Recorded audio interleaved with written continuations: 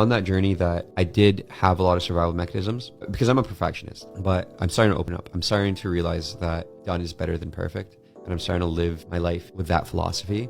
And as I'm living with that philosophy, I'm noticing that it's going to different parts of my life, my relationships, my interpersonal connections, my community connections, business, and living my life with the intention to just be authentic instead of being perfect is starting to have a lot of benefits.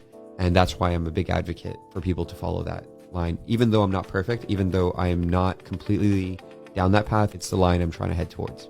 I've noticed it a lot in you. I've known you for about 2 years now. And nowadays I would say you're a lot more laid back is maybe a way to put it, but more like empathetic and understanding. Maybe you were like that before, but the way you express it now, I find a huge difference. Your inspiration is blossoming, so to speak. Like a flower, you would say? Yeah, like some buzz on a flower. Like a bud, right. Yeah, like a good flower. When I met you, I noticed a few times where your feedback was harsher. For example, now there's situations more recently where you're going to like wrap this feedback, putting your package in a safe way. And I feel like your messages are getting better along that path. So it's cool to see.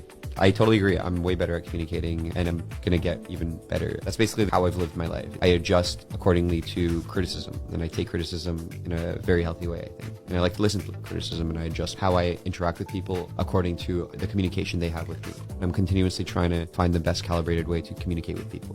That's kind of the benefit of the mindset of living like a student and not thinking what you're saying and how you're saying it is perfect. And there's always growth. So if you're thinking in the mindset that you have infinite growth and infinite potential, then you should never think that the current you is the perfect communicator, the perfect judge of character, the perfect judge of anything. You should always listen to people's criticisms of you and take that in a healthy way where you're determining whether it's valid or not instead of just dismissing it.